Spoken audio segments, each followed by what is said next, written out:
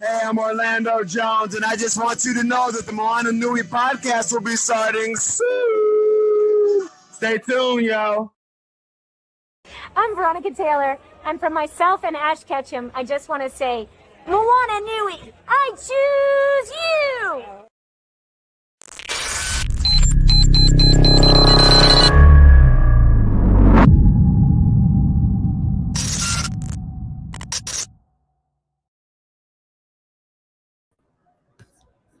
Aloha mai kako, everyone. Welcome to the Moana Nui Podcast. My name is Moana, the host and founder of our show. I'm a children's book author as well and an advocate for our Native Hawaiian community. Today's episode is entitled Art and Creativity as Tools for Healing. And this episode is brought to you in sponsorship with Papa Ola Lokahi, a Hawaiian Native Hawaiian nonprofit focused on improving the mental health and wellness of our Kanaka Maoli community. So mahalo to them for allowing us to continue our series and helping us to get our stories out into the world. Tonight is, I think, a very relevant topic, something that's really important right now. So because when we talk about healing, I'm sure by now most people have heard about what is going on Maui and quite frankly even on Oahu with the fires that are popping up in the islands and the community loss that we're experiencing right now. So I'm honored to have these wonderful gentlemen joining me tonight here on the podcast. Each of them has such unique skill set, specifically when we talk about art and creative pursuits. So excited to have them join me tonight. So with that said, I'm gonna start with introductions. And the reason why I wanted to talk about this is art is, it's like a universal way of expressing yourself. And as Kanaka Maoli, as Native Hawaiians, culture is such a critical part of our identities. And each of our guests tonight definitely incorporate culture into their work. And it is something that is really a keystone and foundational for what they do. And isolation from cultural practices causes damaging effects on our Kanaka Maoli community, our health and wellness. And so we're going to be highlighting how these artists are using their talents to preserve our precious history, culture, and moʻolelo. So with that said, I'm going to start off with Kamuela Chandler. Kamuela is a Native Hawaiian film and television actor, originally from Kekaha, Kauai. He is an illustrator and digital concept artist for film and multimedia. He learned drawing at a very young age from his father, who was a talented artist. He began illustrating for books in 2016 and published several works with Hale Kuamo'o, Hawaiian Language Center at UH Hilo. And he's also has 3 self-published comic books. Kamuela is now a science fiction concept artist for film and multimedia and employs a wide variety of traditional and digital tools to create work, including the use of generative AI and machine learning applications. He also uses generative AI to create culturally inspired concept pieces that expand on traditional art aesthetics within Hawaiian culture and the cultures of Greater Polynesia. So with that said, welcome, Kamuela. Aloha mai kako. Thank you for having me. Of course. Our second guest is Brook Kapukuniahi Parker, and he is an artist of Native Hawaii, raised in Kahalu'u, Oahu. Brook's family roots run deep in the islands, being a direct descendant of John Palmer Parker, founder of the Parker Ranch on the Big Island of Hawaii. John Parker's wife, Rachel Keli'i Kipi Kane Kaolo Haka. Hopefully I got that right, Brook. Ohiaku was a great-granddaughter of Kamehameha the Great and his wife Kanekapole. The majority of Brook's art portrays the deep love and admiration he has for his ancestors, As a child, he was greatly influenced in the arts by his father, David, a gifted self taught artist and painter, Hawaiian historian, genealogist, and writer. As Brook grew older, his father's interest became his own. And with no formal art training, his father's library of art books and Hawaiian history books became his other teachers. As an artist, Brook books for Ahapuna Leo, Hawaiian immersion language schools, and other clients include Disney's Aulani Hotel, Kamehameha Publishing, the University of Hawaii at Manoa and Hilo, the State of Hawaii Board of Education, Conservation Council of Hawaii, Hawaiian Islands, Humpback Whales, a sanctuary in Maui, Hui Malama o Waimanalo, and ongoing projects with the Pacific American Foundation, to name a few. In 2012, his art was featured in the Durkin Senate Office Building in Washington, D.C. His piece was the first piece of Native Hawaiian art featured in this special place where the Senate oversees legislation related to American Indian, Alaskan Native, and Native Hawaiian groups, which was once chaired by Senator Akaka, the first U.S. Senator of Native Hawaiian ancestry. So with that said, welcome Brook to the show. Aloha. Aloha. Mahalo for having me. It's a pleasure as always. Alrighty, and then last but certainly not least, Alika Spahn Naihe is a Kanaka Maoli digital artist and game designer. He was born and raised on the island of Oahu. Alika spent much of his childhood sketching and doodling on any pieces of paper he could find, whether at home, in class, or his grandpa's house, where he spent most of his time. As a teenager, he saw the art of Solomon Enos, the Kamapua'a series in Hawaiian Airlines in-flight magazine that sparked what would become a deep fascination with Hawaiian mythology and the art inspired by it. After working in various occupations from kitchen prep to baking cookies, landscaping, becoming a journeyman electrician at Pearl Harbor Naval Shipyard, he decided to make his lifelong hobby of art his life's work. He also has a design and apparel business, Hau'oli Art, where he creates art and clothing inspired by Hawaiian culture. Alika is also a part owner of Theory Craftis Games, along with Jeffrey Vieira and Jack Hobbs, who have also been on the show before. And Alika is the head artist and leads manufacturing and production of their games. Today, this wonderful trio teach an after-school game design class at Nana Kuli High School under the PALS program. So with that said, welcome Alika to the show. Hello, my kako. Nice to see everybody. Mahalo for having me. Yes, aloha, aloha. Okay, so it's great to have everybody here. Let's start with, when did you start becoming an artist, and how did you start? What was your inspiration? What was that spark? Especially, like, what led you towards doing art in a way that perpetuates our culture? And we'll start with Alika. Okay. My memories, as far back as I can go, I was drawing. So I think I can remember back to maybe about 4 years old, 3 years old.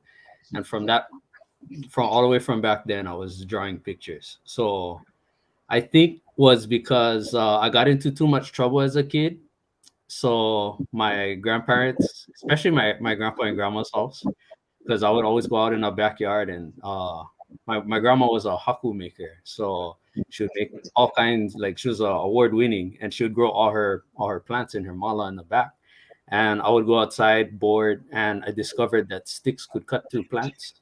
And I destroyed all her plants one day. And from that day forward, she sat me down in front of a huge pile of computer paper and made me draw. So that helped me practice a lot.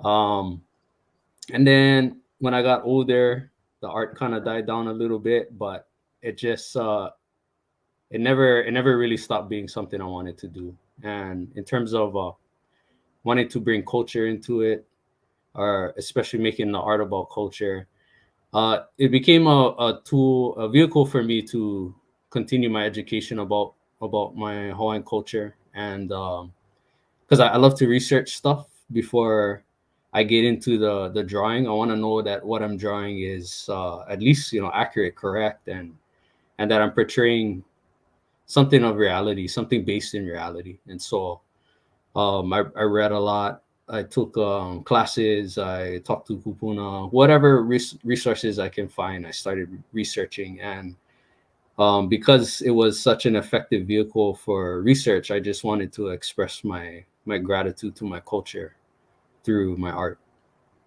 Yeah. That's wonderful. And I love how you talked about, you know, your family influence, getting in trouble too. But the research part, I think, is a huge thing, especially if, you know, for us as Kanaka Maoli, and um, wanting to keep it grounded while still, you know, being innovative in our own way too. So I think I want to go to Brook next. Oh, muted. You muted, Moana. Sorry. Sorry about that. Yeah, so especially since we're talking about research, I wanted to go over to Brook because I know he does tons of research in addition to his own, you know, family genealogical knowledge. I can speak today. And so I wanted to, go to Brook and talk to us about, you know, how you got started and what critical role like your culture, your family roots plays into your art. Well, similar to Alika's upbringing, I grew up in a house where my dad, he worked for HC&D, a cement company on Middle Street in Kalihi. He born and raised in Kalihi. He's a commitment graduate, and he used to paint on weekends, his spare time. He was untrained also, but his love was Hawaiian history, and so I grew up under that setting, like Alika, a little boy, 3, 4, 5-year-olds, getting the grocery bag and using that with my crayons to color and paint. My dad was well read. We grew up in a house. I have 5 brothers, and we all do art because we watched my dad do his art, and he was well read, and so I was gravitated toward the Hawaiian history books that he had, and he had a lot. And as long as I put them back where I found it, I could continue to use it. And growing up in the 60s, early 1970s, we talk about the Hawaiian Renaissance. And during this time, we had the Hokule'a and Stop the Bombing of Ko'olabe and Hawaiian language. And also there was an artist movement brought forth, continued by Kalakaua, called Halinawa. And it was pretty much organized by Uncle Rocky and Lucia Jensen. And my dad became a member of Halinawa, along with guys like Herb Kane, Joe Momoa, Jason Stead, Duncan Sito, a lot of different Hawaiian Kanaka artisans. And I remember as a 5th grader going down to one of their first shows at the Ampec building and seeing all this different Native Hawaiian art and expression left a deep impression on me. And so I continued to gravitate toward that and draw. That was my happy place. I learned to draw anatomy from Conan comics. That became my favorite comic. And it was, like I said, a safe place for me. But as far as portraying the ancestors, maybe for another time, but as we do our best to honor them in whatever talents that we have, whether it be music or writing or any type of talent, even being a good listener, even having a lot of friends. I know you get the help when you need the help. And it's been a wonderful way, not an easy way, but a wonderful way to take care of my family. And I've been painting now full time since 2009. I just started painting in 2009. I didn't paint any before that. And so I'm still learning how to paint. Very, very fortunate. One of my first art shows, me and my wife, Drina, attended. She's the business manager. We've just made, last week, Friday, was 33 years of marital bliss. She should give her a trophy for putting up with me all those years. But our first show at the Blaisdell, I only had 5 paintings, just started, it was in 2010. And I was walking around early in the show and I saw Ed Caton. He's been a big fan of Ed Caton. It's a tremendous oil painter from Puna. And I went by his booth, I introduced myself, and he asked me what I was doing. I said, I'm a vendor. And he said, what do you do? I said, I'm trying to be an artist like you. So he came to my booth, he saw my paintings. They were really raw, just 5 paintings. He goes, are these oil paintings? I said, no, they're acrylic. I don't know how to paint in oil. He said, how long have you been painting? I said, well, under a year. And he said, what kind of acrylic paint do you buy? And I said, the one on sale. And he looked at me funny and he said, I said, I'm just learning. And so long story short, he invited me to one of his workshops in Kona. I didn't have to pay the fees. It was over $1,000. And I stayed there for 1 week in November of that same year. And I learned how to paint in oil. So Ed Caton, along with another dear friend of my father, Herb Kawainua Kane, was another man who kind of helped me along in my journey to be proficient in doing the best I can in honoring our ancestors visually and putting a face with the name. So. Yeah, I really love putting the faces to the names, especially because, when you look at Hawaiian culture and like reading our stories, it's so many names, and like sometimes the names can be confusing because then you have like, Kamehameha 1, 2, and Kamehameha is like the popular ones. But there's other, ancestors and ali'i that we don't see, and so being able to match that with the faces is so important. I think especially for our younger generation coming up to see like who their ancestors were. So mahalo for that, and I love that you brought up Herb Kane because it's one of my absolute favorite legends when I think about artists. So mahalo for that. Kamuela, what about you? I know, obviously yours is embedded in culture too, but you dabble more in, at least as of late, in AI and ML, and I know there's like, all of the controversy around that too. So I would love to hear your perspective on how you create, where you started, and how you're utilizing our more modern tools to put your spin on our art. Mahalo for having me. My story is kind of the same. I'm very fortunate to come from a very creative family of artists and musicians and weavers and lay makers and people who draw and paint. And so I had a father. I have a dad who's a retired firefighter, but he also had this other life as a cartoonist, and he wasn't a professional cartoonist by any means, but he loved to cartoon, and he loved to draw and paint, and always encouraged us to do the same. And I just got into it at a really young age because I was trying to emulate my dad. It started with drawing fish, and I love comic books, so I started drawing Spider-Man and everything like that. It didn't become a serious thing until much later in life.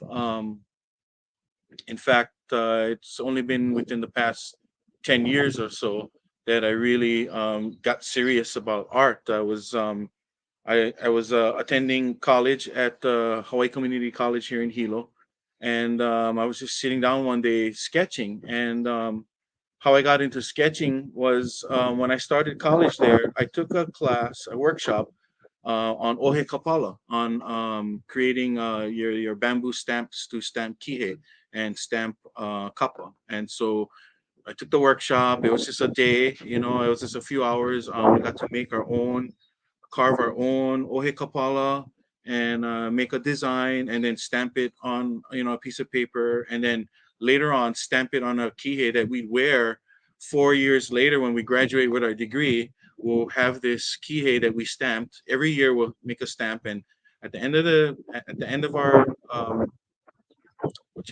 our degree cycle, we'd graduate with this kihe. And so I created this stamp, and from creating that stamp, I started sketching like designs, triangles and all of these kind of like Polynesian and Hawaiian tattoo designs that came to my head that I was thinking about the future, right? I'm thinking, okay, this is the next one that I'm going to make, and I'm going to add on to my kihe. And that's kind of how it took off. And, one day I was just sketching some of these things on paper, and a professor saw me and she said, hey, you should take this class. It's called Summer Art Institute of Hawaii. It's at UH Hilo. It's going to be during the summer. And this year it's all about drawing and sketching. So you should take it. And so I took it, and that kind of just sucked me right back into the whole art thing. I ended up like changing my degree and ended up minoring in art and taking drawing and painting and the whole bit. And so that's kind of where it all started. And it kind of evolved from there. I started illustrating a lot. I did some illustration work for Halekua Mo'o, their Keka'ao no Kamiki book, a series of Na'ali'i books for Hawaiian language students. And I did a couple of my own comic books. And I just kind of found my place in the art world. I kind of felt like this is kind of where I belong. And I'm a Hawaiian, and I think I almost felt like I need to use these gifts for my culture, because that's where they come from. They come from my parents. They come from my grandparents. That's where my gifts come from. So I got to give back in that way. So that's how it kind of started. And more recently, I really got into working digitally because one, traditional materials are not cheap. Brother Brook can probably attest to that. And oil painting and canvases and stuff like that can get very expensive. And I've been there. I have a whole studio full of paints and brushes and canvases stacked up to the ceiling, And so I really got fond of working digitally, and I got fond of working mobily, having the mobility, having the work that I can do on my laptop at the bus stop, at the coffee shop, at the library. And that's kind of how my whole walk into the digital art, field kind of started, and it just kind of expanded from there. Today, I use generative AI. I use it for concept designs, and there's a lot of controversy around AI. There's a lot of concerns, and there should be. It's a powerful new technology that a lot of people don't understand, and so it needs to be approached with caution. I use it as a tool set for concept designs. I find it, as far as my work and the kind of work that I do now, it just speeds up my workflow. I'm able to do a lot more in less time than I would if I was just doing it alone. The way I kind of look at it, I utilize it like a tool. So it's kind of like I have my own art studio now with my own team of artists, concept artists that I can go to create concepts for me, and then I can say yay or nay. I kind of use it like that. I think where the controversy comes in is when generative AI is being trained using already existing styles and belonging to artists like Brook or Herb Kane or Picasso or Michelangelo, and AI scrapes all that information off of the internet and just kind of, mashes it all together and then, spits something out. And so there are concerns about violating, different properties, different intellectual properties and things like that. I don't utilize AI in that way, so I avoid that. As an artist myself and as an actor right now, we're all on strike, and AI is part of the conversations that we're having surrounding the strike. And so it's been kind of a rocky boat.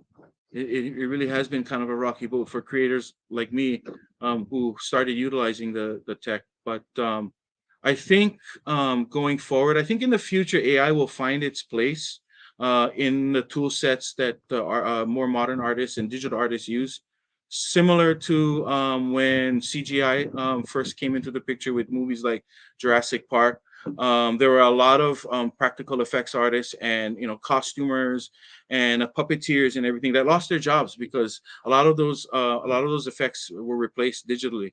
But again, that's all came back now, and so we're seeing puppetry and practical special effects come back into the movies.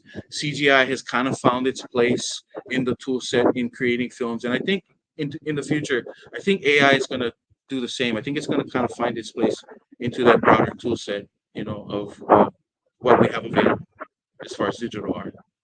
Anyway, thank you. No, I appreciate that perspective because I, as an author, I use AI to, in the same way, like come up with a concept to relate to my artist, like what I'm generally thinking about it, so that, like, cause trust me, and the only thing I can draw is stick figures, and like see that. So I rather have a six fingers instead of instead of my stick figures. But yeah, like I agree that AI is a tool, just like, there's controversy over guns, right? But, the gun doesn't kill the person, you kill people. It's the person who's utilizing the tool and the intent behind that. So I agree. I think there will be a place, and it's a conversation, I think, that will challenge us for sure, just like anything new will challenge. And I'm looking forward, though, to seeing what it enables for people who may not have some of the vast resources that others have, and how AI might level the playing field for some people. Okay. Next question. So we talked about art, we talked about culture, but how has art helped you to develop a deeper understanding and appreciation of your cultural roots? We'll go to Brook first.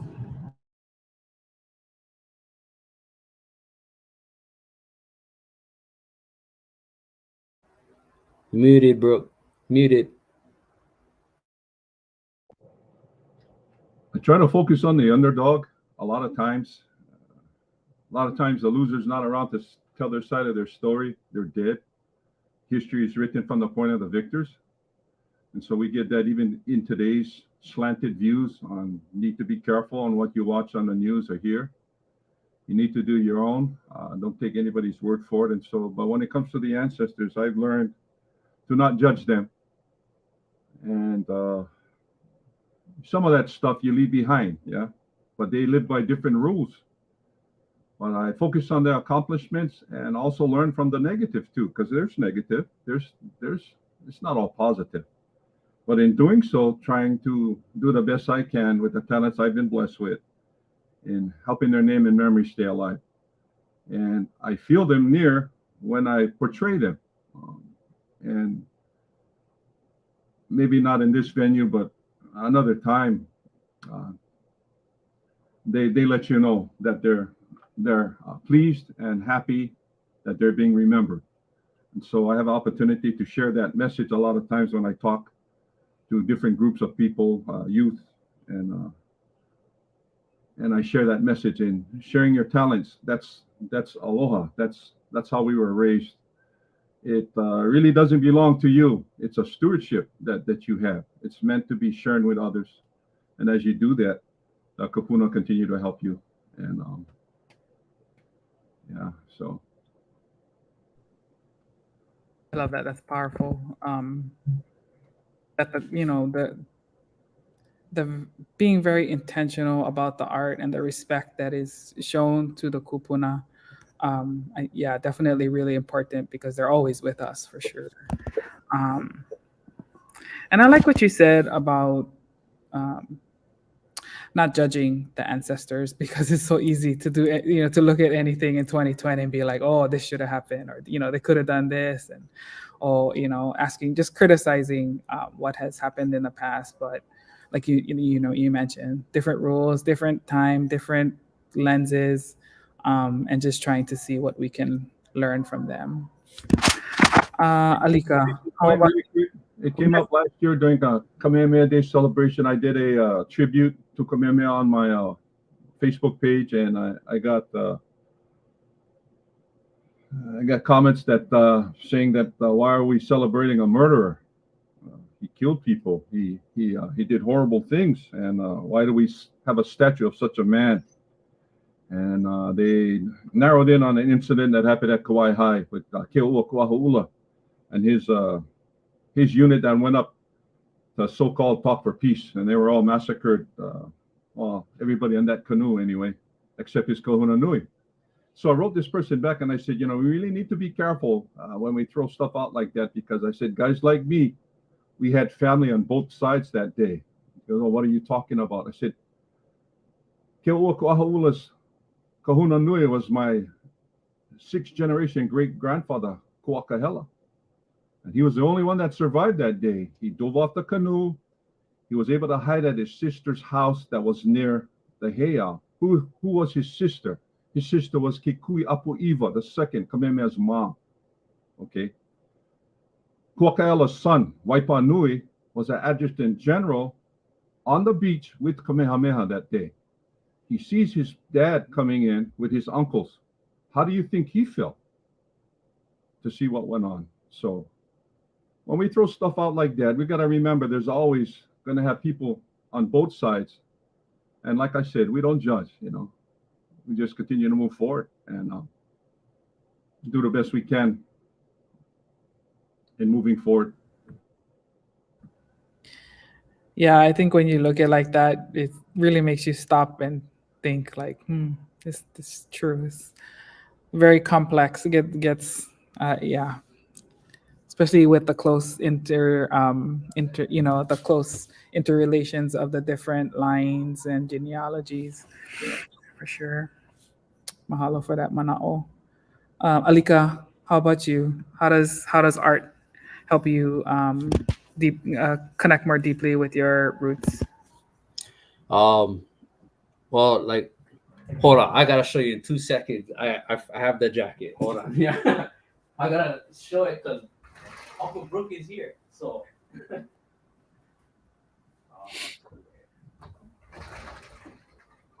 here we go. Okay, so this was a perfect example of how art helps me connect more deeply, right? So I don't know if you remember this, Brooke. I sent you a message on Facebook. This is based off of your depiction of the ahu'ula of Keaweahi Ulu in Ahu'ula, the piece that you did.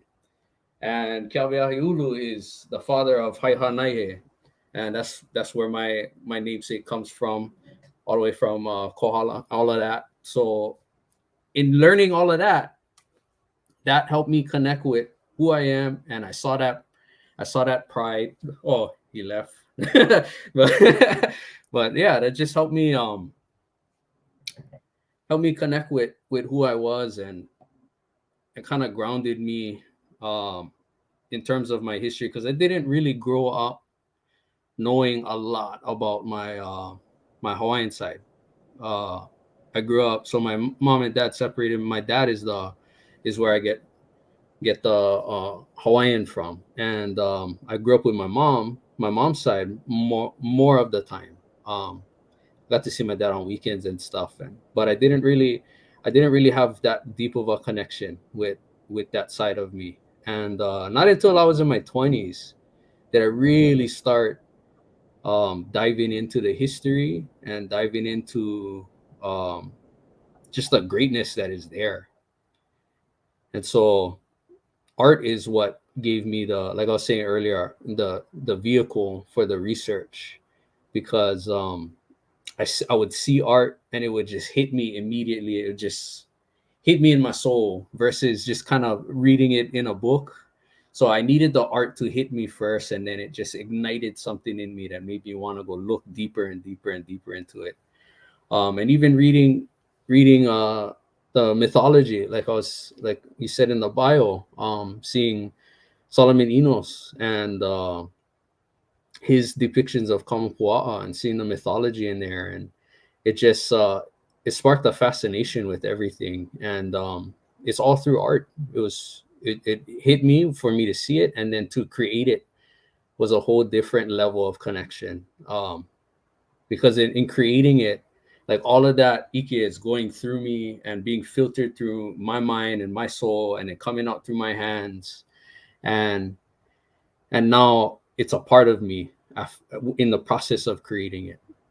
So yeah, and all the stuff that I've made, like the jackets, the ahu'ula jackets that I made, and this game Hoakawa, it's all about it's all about being so grounded in the facts that I can create something new that people of today can enjoy based on what was there, and they can be immersed in it too, hopefully. So it's the creation of a new moment with art, and that's what helps me connect with the culture. Like, you have to be connected to it in order to share it, right? So I don't know if the answer was all over the place, but that's how it does it for me. Yeah. No, that's great, Manao. And I remember from when we did your initial interview when you talked about your ancestor, and I think it's a very tangible way for you to. I mean, they're there with you in spirit, but to represent them through wearable art is beautiful as well. And I love to see that with our creative community, and helping people to understand it more visually and spark conversations that way, and telling the stories, and oh, tell me the story about that. That's a very unique art piece, whether it be canvas art like what Brook is doing, wearable art like you and Kamuela with the AI, and more modern pieces and concept art too. So, Kamuela, how about you? How does art help you develop a deeper understanding and appreciation for your roots? I think growing up, like I said, growing up in that kind of like a creative family like that, and a very Hawaiian, culturally based family. When you start doing art, and especially when you start doing Hawaiian arts, um, you just kind of fit in. Like, you just find yourself kind of like just knowing what to do and how to do it, like automatically. You just kind of go. It just kind of happens, like you're on autopilot or something. Like, for example, like, if you ever learn how to pound kappa, you go to the workshop, you watch Auntie Delani show you how to take the kappa off the thing, and you're thinking to yourself, oh, this is like plenty work. Like, I don't know if I can do this. Like, I don't know. And she pounding the kappa, she's showing you how. I don't know. But once you start doing them, all of a sudden, 2 hours later, you just going along. You get a nice piece of copper. You don't know how you got there, but you just like went into this like autopilot, and these, I don't know, ancestral memory or something. It just kind of comes out, and it just kind of locks you in, and it kind of just brings you in. And I think that's what, like, for me, that's what I find important. Like, all of these gifts, all of these practices, all of these art and crafts that we do, just kind of like bring us in, like, closer to our kupuna. I think our the stuff that that they did in the past, the stuff that my grandma did, her grandma did. It's just kind of like it just comes out somehow, and it connects us like automatically. Like, we can just feel it, and our hands move, and before you know it, we've sewn a whole net. Before you know it, we've pounded out a whole copper sheet. Before you know it, we've made a whole painting, depicting something, and it's just kind of this flow, this kind of mana, this kind of spirit that you just kind of plug into, and it just kind of takes you. And so for me, that's super important.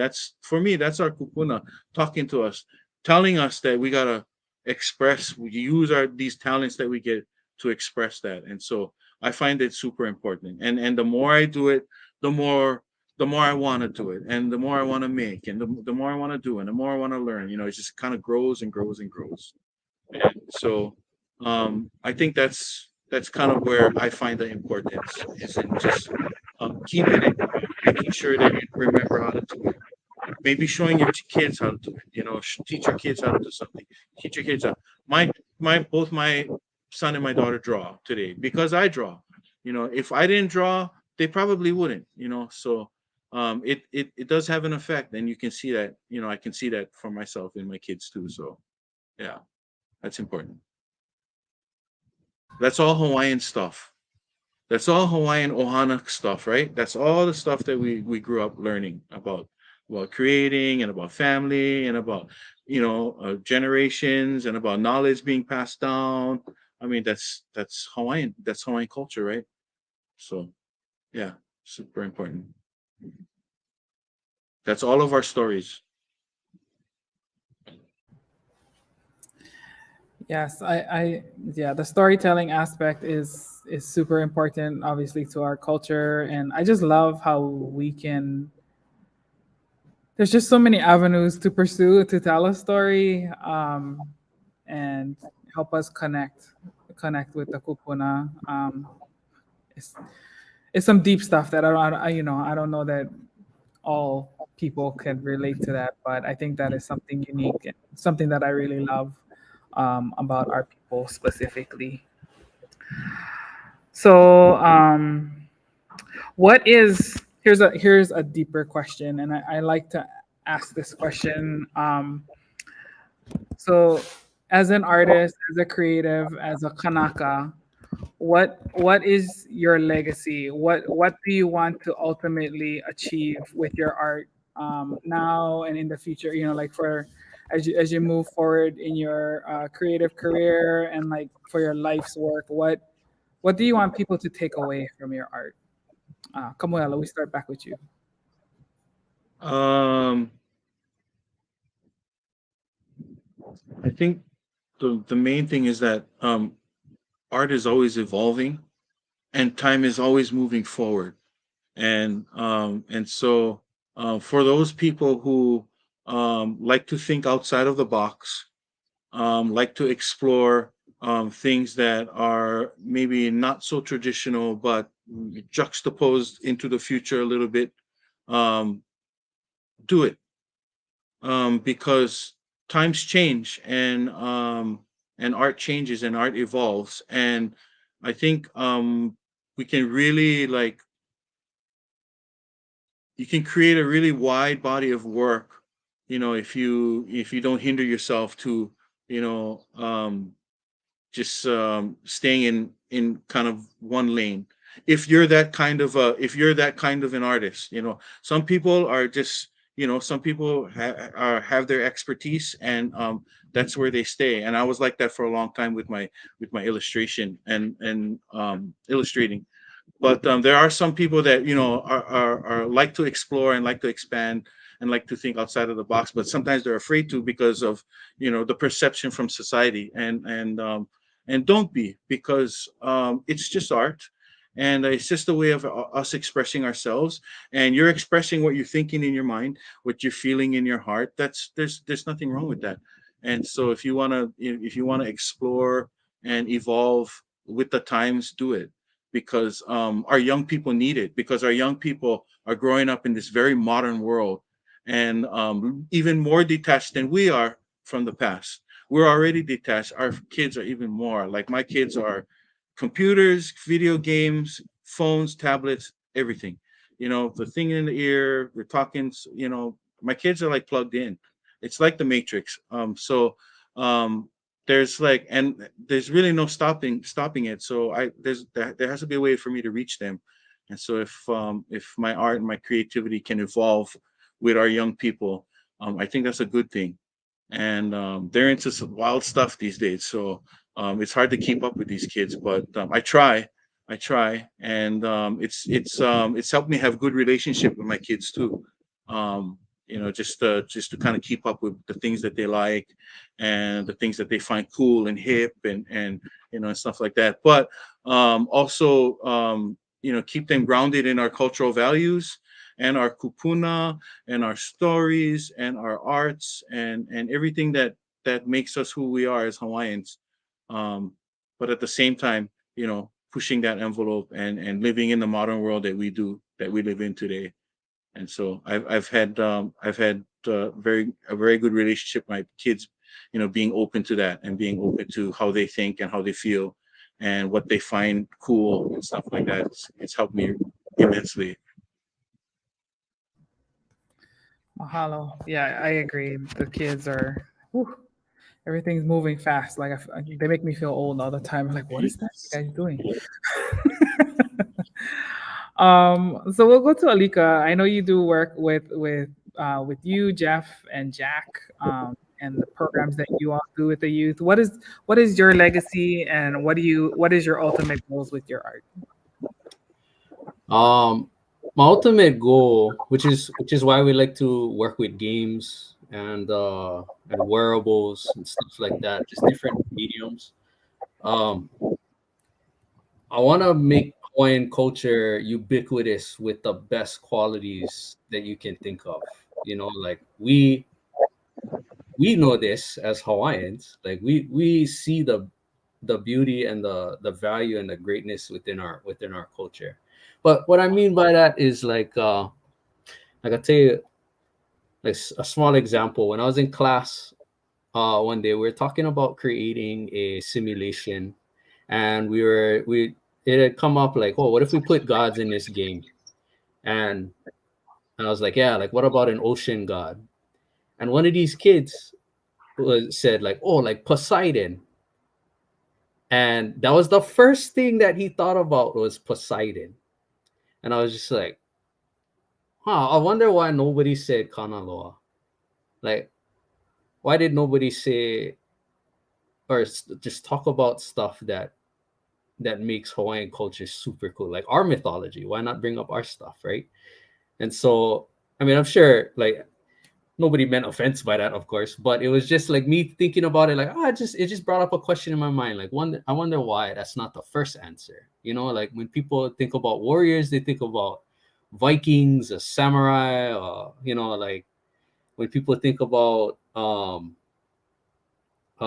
like explorers, they think about the Spanish or or like the Portuguese. And there's so many great things and so many great people within our culture, and I want to bring that to the forefront. And I think one of the best ways to do that is to make it all interactive.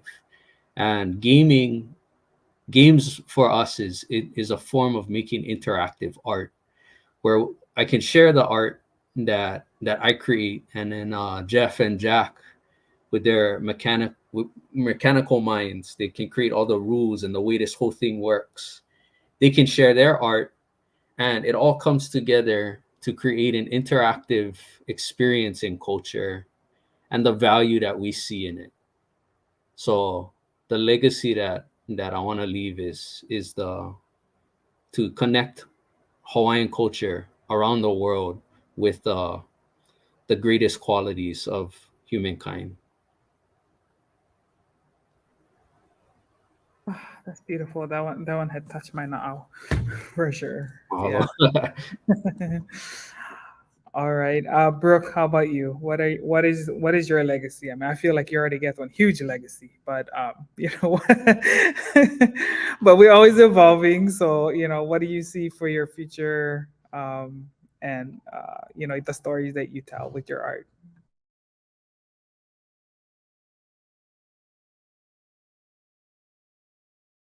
Oh, we muted again. Sorry.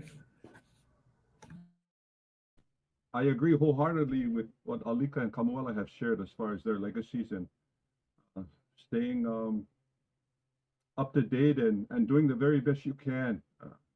For me personally, it was always about the people I paint. I remember traveling on the mainland and was in a mall, and people came up to me and says, "Hey, you're that famous Hawaiian artist." I said, "No, that's not me." "Yeah, that's you. I saw that whatever show." And I said, "No." I said, "The people I paint are famous. You want to look at me? I rather see myself as a bridge builder. I'll take you back, or I'll bring them forward." Or a 6'5", 240-pound road sign to help you look back and remember what that name on the street, who he was or who she was, and not to take my word for it, but to make you go study on your own, so you have your own knowledge and aloha for those that came before us.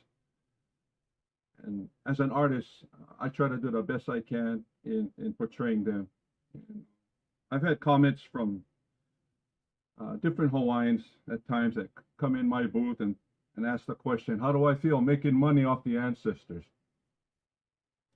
And you can look at it in a couple of ways, but I turn it around and I keep a chart, a family history chart in my folder. It's got all pictures on it, and I said, if I had a great grandson taking care of my great grandchildren, By painting my pictures and keeping my name in memory, like I'd be happy.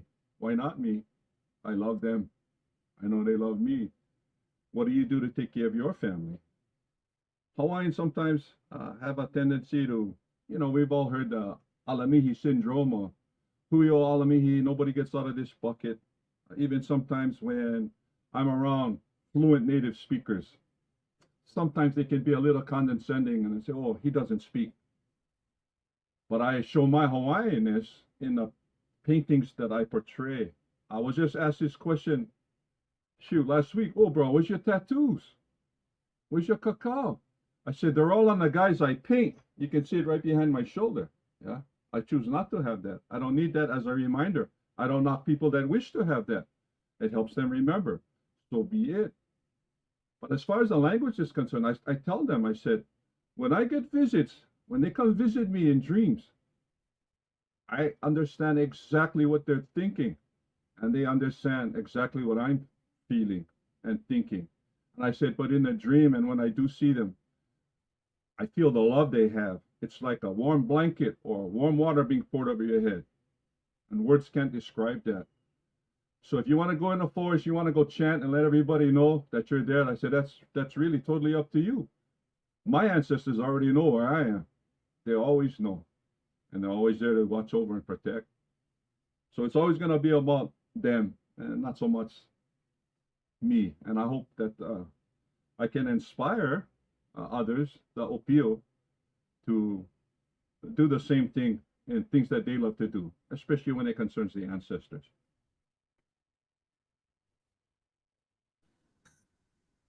Hello for that. Yeah, it's always about the ancestors. And I love how you flipped it, like having people rethink and challenge the questions that they're asking, and doing it from a different lens. Like, yeah, I would love for my ohana to be able to provide for themselves in a very independent way without having to depend on outside forces, and using the skills that we all have to provide, which is another key part of our culture, is being providers for our community. So mahalo for that. Another really quickly, I want us to say, Moana, the show was How Does Art Heal Us? Recently we had a family, I guess, for lack of a better word, an incident that happened that really shook our family to a core, and it really upset me tremendously, and then I couldn't really function. So I turned to art to help me get it out of my system, and I painted these guys in 3 days because I was so angry. Okay, but I wasn't Paul mad yet. 3 days, that's pretty fast for a big painting like that. So this is not the painting, this is a print, but this painting was 20 by 30. I painted this one in 5 days. You can see the faces.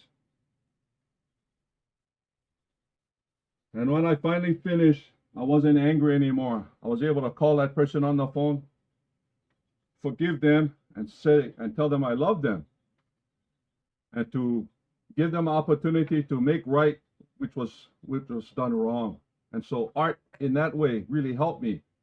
And I remember posting that the paintings, not the reason, but then some of my other friends said, hey, Brook, enough with the cool stuff already. You're always painting cool stuff. As you can see behind me, I got Hina and Ku behind me. But the lady went out to say, why don't you paint more Hina stuff that's uplifting and inspiring? And so I messaged her on the side. I said, sister, these paintings were uplifting and healing for me. This is what happened. And she apologized. So we see it in different lenses, yeah. But I use art to help me too. And a lot of the guys I paint is a little bit of me inside. And a little bit of every one of us, yeah. Thank you for letting me share that. No, mahalo for sharing that and doing it in such a transparent way. I can definitely relate to, my writing is my healing. And yeah, that'll be a whole other episode that that we could go down that path. But yeah, so is with Alika and Kamuela, is there anything else, like, do you have a personal story that you want to quickly share, because we only have a couple minutes left, but about how art might have helped you heal from something?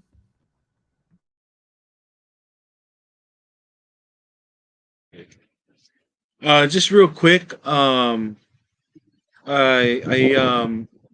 art was really helpful for me during COVID. For a lot of creatives who got stuck at home during COVID and not being able to travel and not being able to go anywhere and all freaked out about the sickness and everything. A lot of us creatives are just kind of left to our creative talents to kind of, not only just pass the time by, but just kind of forget about all of the chaos that was going on, aside from COVID with the riots and George Floyd and everything that was going on. And so I really just kind of dove into my art during that time and started doing concept work for NASA. I did a whole bunch of these space art pieces. I think probably about 190 something of them, and it just kind of just took off, that really just kind of took me away from all of all of the people here that we were having at the time. It didn't unplug me from everybody's needs, and I was out there to support in whatever way I could. But the art really helped me to just kind of unplug and just concentrate on something else and transport my mind and my spirit someplace else. And so I guess that's the one real story that I could share. When you find yourself in kind of that dark and kind of lonely place, your art is waiting for you. That's the moment. That's the moment, and it'll help you. So mahalo for asking, and mahalo for having me, and all of our blessings and prayers to everybody in Lahaina. Thinking about all the ohana. I'm sure everybody has ohana over there in Maui, and so all of our blessings and prayers for them always. Mahalo for that. Yes, I echo that sentiment for sure. It's a lot of healing that our community needs right now. So everybody needs an outlet, and I'm happy that we can use art here. Alika, take us home. How about you? Just like Brook, like this game Hoakawa, it's a game of war. So there's all of these warriors that I'm drawing, and it was really cathartic to draw this out because they're all just going at each other, and I get to create. These aren't based on actual ali'i, but they're inspired by the ali'i that we've researched, and we made this during COVID. So it's like just to get that frustration out and to just let that out and kind of connect with that more brutal side, just because like it does reflect how we feeling at that time, like it's honest. And then there's the other side too, where we have I'm really grateful to be able to just draw stuff that comes out of my mind, because then I get to share my thoughts, like I literally get to share my thoughts with people, and like I get to draw stuff that just comes out of my dreams. Like I had a dream about this place one night, and in this dream, there was a voice telling me that the makani is coming in the right direction, and it's starting to blow the clouds toward us, and the rain is gonna fall. Like, no worry, because this valley previous to that was all dry, and it was not flowing correctly. And then I got to, like, this dream was amazing. It was a super lucid dream where I got to feel vibrations in the air and hear this voice and feel the rain on my face. And then I got to draw it or paint it out and have it there with me, and just to remind me that even when I feel like doing this, that is always there, that is coming, and that is helping me, and it's there for all of us. So yeah. And in researching everything, kind of learning not just the facts about the culture, but also the values, going into Olelo no Eao and meeting people that are attracted to the art, and getting to become part of the crowds that all of these people are a part of. And like I recently got to take a online course with Auntie Lynette Paglino on about Ho'oponopono, and it's just that's the person to to go to learn from. And it's just my art led me to that, It was actually a relationship I created from working on a game with somebody, and I made really great friends, and it just leads me to these places, and that's really how art heals me. It it puts my life in a direction of healing and growth and fulfillment. So yeah, that's how art heals me, and I hope I can share that with all my students and let them see that that is possible. That's part of the path. Mahalo for sharing that, everybody. Yeah, it's I can't just say like how much of an honor it is to share this space with you guys and learn more about your stories and what has inspired you, what continues to inspire you, and just the collective hope that we have, for the perpetuation of our people, our culture, and using art as a way to navigate the challenges that we see, create opportunities for a new vision for our people, and just the inspiration that we bring to ourselves, as Kanaka of the present, the respect for our Kanaka of the past. And then, like I was mentioning, sparking inspiration and action for our youth in the future and helping them to connect and honor our culture in their own way. So, mahalo nui to everybody for joining us tonight. Real quickly, let's go around real quick and help people understand where they can find your art, where they can support you by purchasing art and following you as you continue along this journey. So let's start with Brook. Oh, mute again.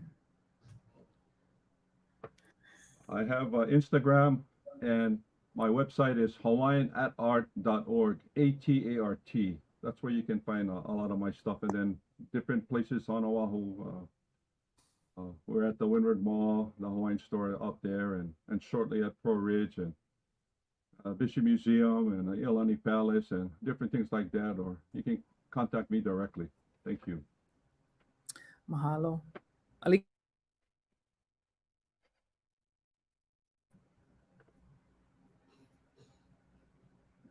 Oh, Alika, you muted. Wait, hold on. Can I do it from my side? Yeah. Okay, there. Yes, I have Instagram. Haoli_art_Alika. And my website, howoliart.com, as well as theorycraftist.com. So that's theorycraftist.com. You can see what we do in class, and the latest game that we produce for Akawa is on that website, available for purchase. Mahalo. And Joanna asked me to pass on that they're grateful that Keawe Aheulu inspired your clothing line. Okay, Kamuela, where can folks find you online and help support you? You can find me on Instagram at Kamuela_Chandler. And you can also find me on Facebook, Kamuela Chandler. Can contact me direct message if you'd like. For talent stuff, you can contact Kathy Muller Talent and Modeling Agency in Honolulu. They're my agents, and yeah. Mahalo, wonderful. Alrighty, well, thank you guys so much for being here. Mahalo to all of our listeners, whether you're watching the live stream or the recording later. I hope you guys enjoyed the show, the conversation, hopefully you learned something new about our culture too, because I know I always do every time we talk about the different aspects and storytelling methods and just hearing everybody's journey and how just everything is rooted in our culture. And as the more we research, the deeper it gets. I don't know. I feel like it's a rabbit hole that's never ending, but I'm down for it. Let's just keep digging. But I think one of the big takeaways I want to just highlight for tonight is that sharing your talents is aloha. It doesn't belong to you. It's all stewardship, and it's meant to be shared with others. And continuing to tell our stories is important. because, as you know, we talked about earlier, history remembers the victor, and so we want to make sure that all the different angles of stories are told, so that people can appreciate the full context and the full respect for everybody that is involved in the stories that we're telling. So mahalo to everybody. Please, if you like, subscribe, share, help us get this around. And we hope you guys will join us next week. Next week, we're talking about Kanaka in the diaspora and the perspectives of Kanaka who have moved away from the islands for the most part from an economic perspective and land displacement, which is a very complex topic. That's all intertwined in everything that when we talk about culture. So please come back and join us next week, August 31st at 8:30 p.m. Eastern. That's 2:30 in Hawaii and 5:30 on the West Coast for that conversation. Looking forward to that. So until next time, take care, everybody. Much aloha to our Lahaina Ohana, to our Ohana all throughout the islands and throughout the diaspora. Our community is united, and it really makes me proud to be Kanaka, to see how we have showed up for our community. We didn't wait for anybody else to take care of us. We've always taken care of each other. So please continue to do that. Watch out for each other, and together we will continue to move forward into the future with aloha, with respect, and with honor. So with that said, take care, everybody. Malama pono, ahui ho. All everybody.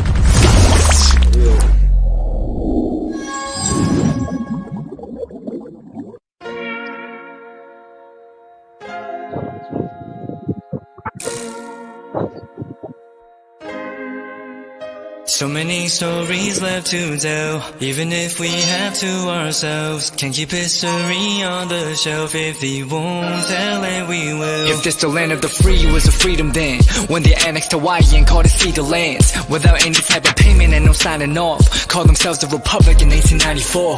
1.2 million acres overtaken from the Native Hawaiians. When they resisted, the West retaliated in violence and erasure. The Hawaiian language is banned as part of colonialism's plan to expand, yeah.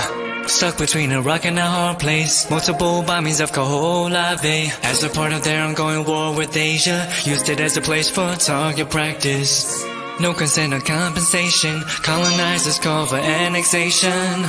No regard for all the locals. School will never let you know. So many stories left to tell, even if we have to ourselves. Can't keep history on the shelf. If we won't tell it, we will. Too many stories left to tell, even if we have to ourselves. Can't keep history on the shelf. If we won't tell it, we will. We will. So if we put Hawaii in a perspective, well, Black and Asian history is interconnected. Considering the fight with the Pacific, then of course versus Asia, they was treated as a middleman for war, but didn't let the Western colorism run its course. Cause dark skin was a sign of dignity to core. The land was taken in the name of capitalism, when prior to it was an actual kingdom. Clap back at the system. Stuck between a rock and a hard place. Multiple bombings of Kaho'olawe as a part of their ongoing war with Asia. Used it as a place for target practice. No consent or compensation. Colonizers call for annexation.